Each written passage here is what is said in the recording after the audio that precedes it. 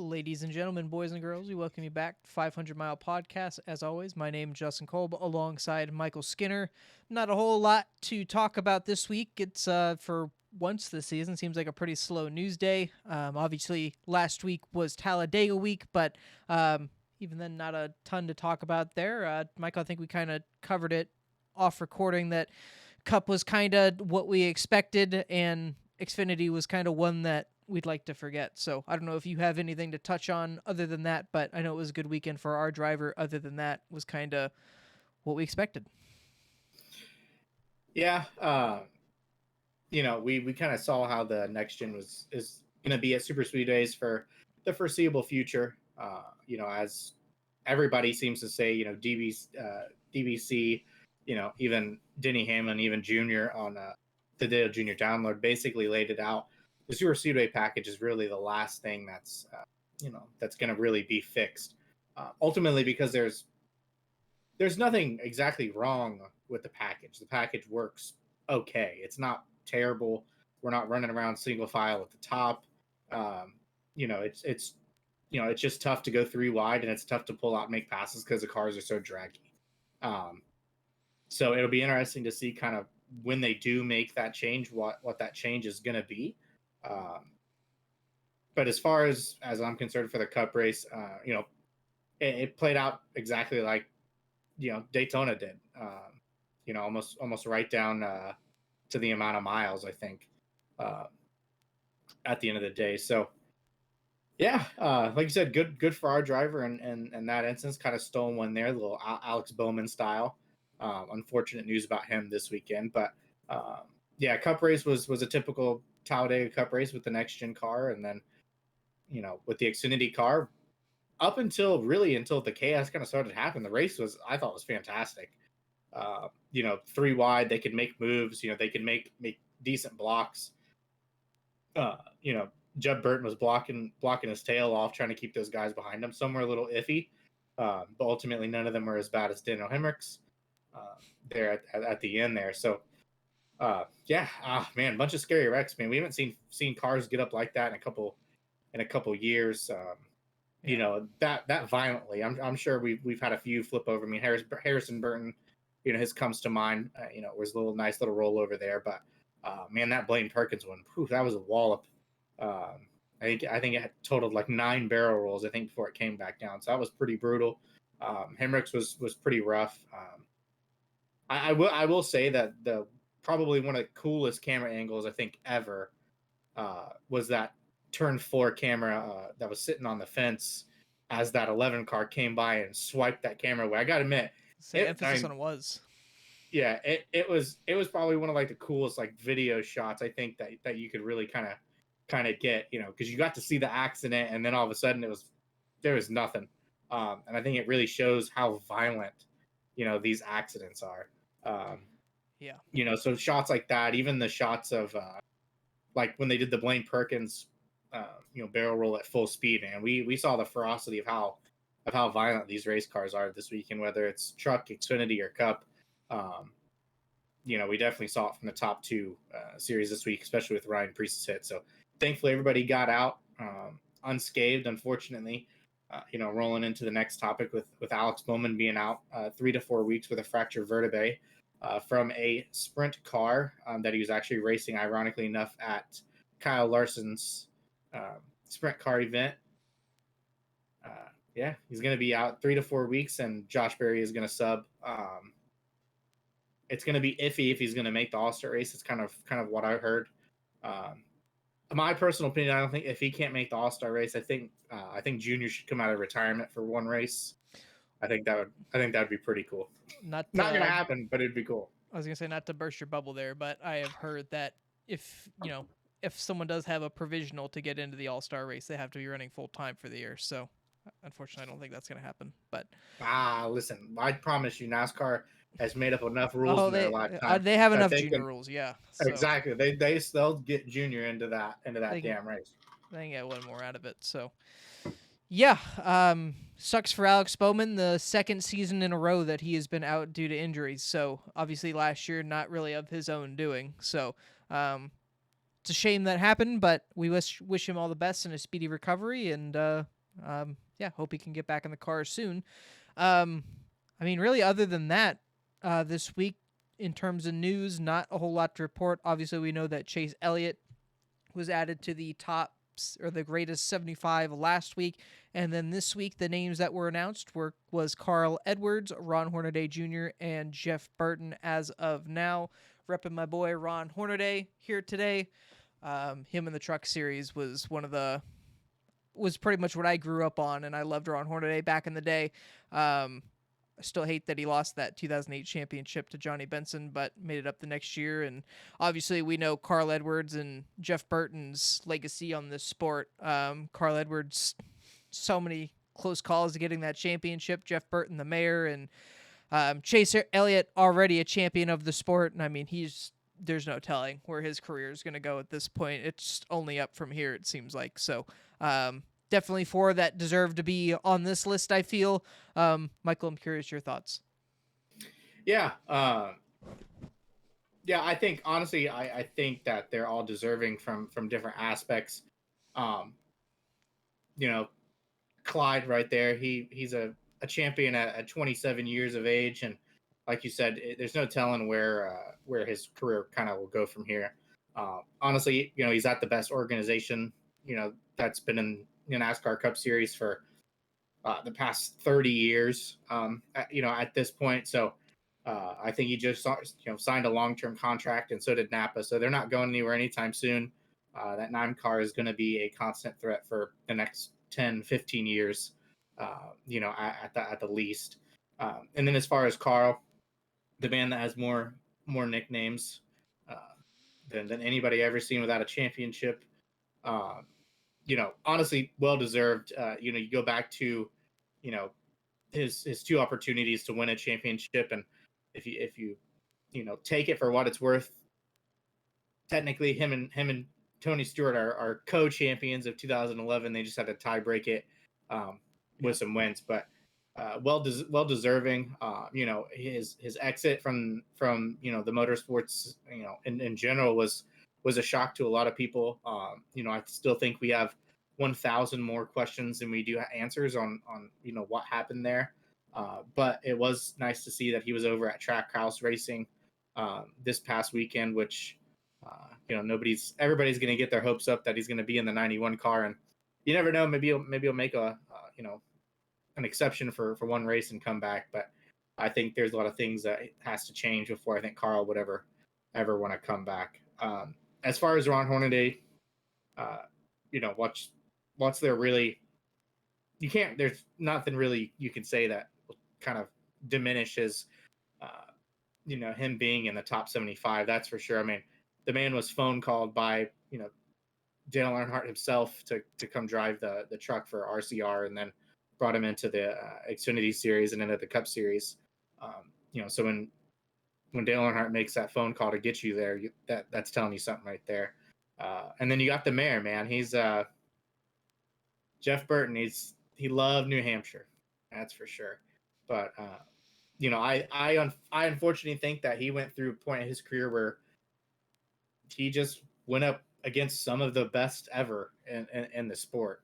I think had his time come 5 years earlier or 5 years later, it might have been a different story. But you look kind of through his career, he had to go through Mark Martin, Rusty Wallace, Jeff Gordon, Dale Earnhardt. Then he had Jimmy Johnson, his own teammates, and Greg Biffle and Kurt Busch. And he beat some of the best out there. So well deserving. I'm curious to see what's to come. I don't know exactly what this. We should probably keep track of what number this is. For later on, that would help. But they're rolling through them pretty quick. We probably have less than, I would say, probably 2 weeks to go, right? I think it is. I think the All-Star race is going to be the final announcement. I believe so. Which, in my opinion, you'll probably see Kyle Busch and Kevin Harvick probably on the last week. That's just kind of my opinion on how that's going to work out. But there's a few drivers that I know that I hope to see in there, which is kind of what I wanted to ask you real quick is, out of all of the names that have been picked, what are some of the names that you think are deserving that may be kind of under the radar in being, a top 75 in all of NASCAR? That's a great question. I mean, the easiest one is just to steal what we were talking about before we started recording. You had thrown out the name Matt Crafton, and I mean, his resume speaks for himself as well. Obviously, he's kind of in the twilight of his career at this point, but I mean, even still, 3 championships down in the Truck Series, a colorful resume down there as well. Can't beat that. And I mean, I don't really know anyone else really that hasn't been announced already. I'd probably have to sit and think about it for a while. I don't know if you have anybody off the top of your head that you can think of. I think there's a few in the Truck Series past that could probably go up there. You got the lights of Todd Bodine, Johnny Benson. I think there's quite a few names that were Truck Series staples. Back in the day that can certainly be on that list. Kind of the same thing in Xfinity. Jeff Green, that that number 10 Nesquik car was iconic. I'm pretty sure, anybody from, our generation of, being 5 to 10 years old, remember that Nesquik number 10 car. I race with that guy in a league now. It's funny. Running around. But yeah, I think those are a few that are certainly deserving, and it'll be curious to see where we go from here. I would like to say that I'd like to see less Cup Series drivers. They have accomplished a lot in their careers, but I think that in NASCAR as a whole, there's quite a few accomplished race car drivers outside of that realm that could certainly go up there as well. For sure. So yeah, definitely hope to see, as you said, a little bit more of the recognition to the lower guys for sure, because a lot of those guys definitely deserve some of that credit as well. Like, I know we had Randy LaJoy that was added to that list this year, so more guys like that is only going to help that list. So I guess really quickly here, Michael, it's not on the list, but I do kind of want to talk about a little bit the meeting that the drivers and the sanctioning body and Goodyear had this week. And obviously I know there's not a whole lot of information out there, but the little that we have made it sound like it was pretty promising to these guys on sort of what was coming. Obviously, a lot of the stuff that they talked about is probably going to be rolled out next year, because there's not a whole lot that you can do this year other than the tire compounds, which is what Goodyear came out and said. That was basically, last year we were pretty conservative because it was a brand new car, didn't know what it was going to do, didn't want to add to the issues that car had with blowouts and stuff like that, which I agree with, that was acceptable. But obviously this year we're going back to some of those tracks now, and it sounds like they're going to start getting a little bit more aggressive with that. I think we heard the drivers at a New Hampshire tire test yesterday talk about how obviously that's not going to be the savior for this car this year, but obviously it's going to be a step in the right direction to help with some of the issues that these guys have had, because that's been one of the key talking points, is there is no tire fall off really with this car. And obviously if they're trying to be safe about it, that explains a lot. So sounds like they're going to get a little bit more aggressive at it. What are your thoughts on that, Michael, as we move forward into the season? I'll kind of believe it when I see it. You know, ultimately, Goodyear is in the tire business. They don't want tires blowing out. And there's going to be with this race car, I think there's going to be such a thin line between wearing out enough to where teams aren't blowing out tires and just having no fall off. I certainly think that if the teams get what they want from Goodyear, I think NASCAR and Goodyear both need to take out the variable, which is going to be tire pressure. They mandate say 15 psi, but the cup cars are out there on 9. And we're going to get to the point where if it's a softer compound, that 9%, that 9% psi is going to be a problem, for a softer compound, and we're going to see tire failures, and it's not going to be Goodyear's fault. So I do think that if Goodyear goes that way, I definitely think that NASCAR and Goodyear both need to implement, that the lowest you can possibly go is that, 15 psi, at the lowest there. I think that's just for the teams themselves to save them the heartache, but also, to help Goodyear manufacture. I mean, all other series have PSI, that they can't breach. I mean, look at what happened in IMSA. They breached the PSI limit and they got massive penalty. By making it look like there was more tire pressure than there actually was. So other series have it. I think it's something that NASCAR needs to implement. I think it'll help Goodyear out a little bit, and it'll also take some of the blame away from Goodyear off their shoulder a little bit. Because I think I don't remember who said it. It was either Denny or Junior, but they kind of said it right. It's not always the tires' fault. It's the race team's fault of why some of the tires blow. Whether it's camber, caster, tire pressure itself, all of those things are variable that Goodyear just can't test for, because what they test with might be completely different, when they come back. So I think there's things that NASCAR and Goodyear need to do to limit these teams on things they can do to produce that racing, if that's what we want as a softer tire. Because I guarantee you, if they go out there and they're blowing 3 or 4 tires every race weekend, I guarantee you that soft tire that is going to produce really good racing is going to stop real quick. And so that's one thing. The one thing that I will kind of say is, I don't know if you saw Christopher Bell and Chase Elliott's comments about the horsepower. Christopher Bell called the motor gutless. And it does seem like the consensus, there's a lot of talk that, getting them to 750 isn't really that hard. From what I've heard and what I've read, it's really just a spacer change. Could easily get them to 150 probably by, the end of the month, if that's something that NASCAR wanted to do. Again, just kind of from Chase and Christopher's comments to that question, it seems like that is the farthest thing from what NASCAR wants to do.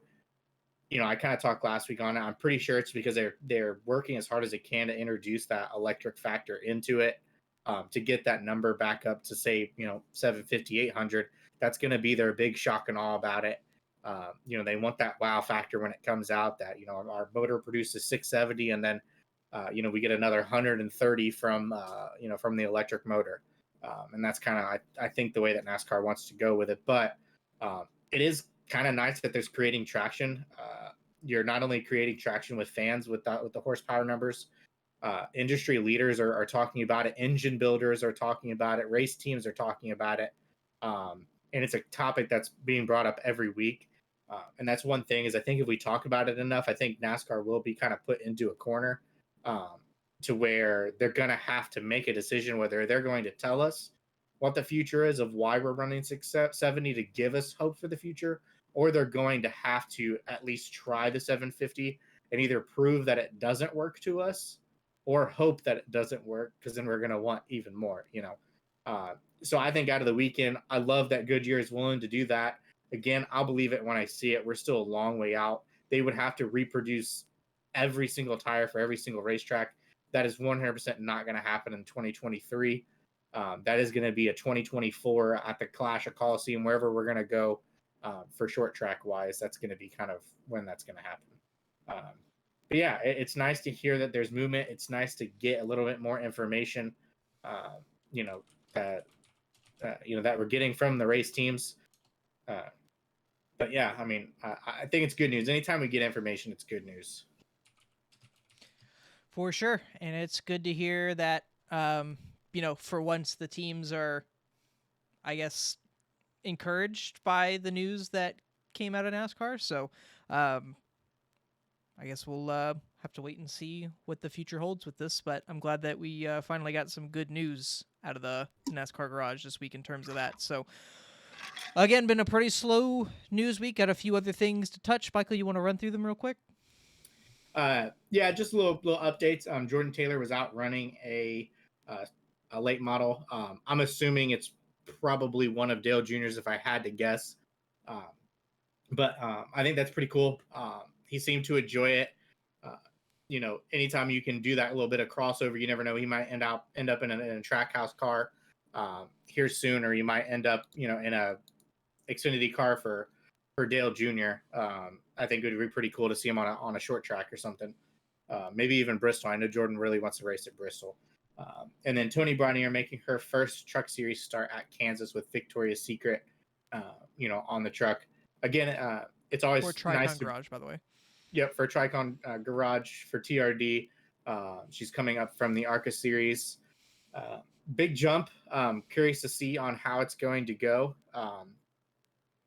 Regarding her ARCA stats, they're not very good, but we'll kind of see. Uh, we'll hold court afterwards to say if it was a pay ride or if she actually deserved it. So we'll kind of see where that goes. You know, Whenever somebody makes their first start, always kind of. I personally think that if you can run top 20, regardless of how your day goes, if you can finish in the top 20, I think you'll have a pretty good day. So that will be interesting to watch. For sure. And that's going to be coming up in a few weeks. The trucks have quite a few weeks off before we go back to racing at Kansas. So looking forward to that. And I guess with that, we will switch gears from Talladega / news for the week on to Dover. Forecast isn't looking too fantastic for the weekend, but we'll hope for the best. And we will start out with the A Game 200. Michael, who are you picking as your winner for that race? Mm.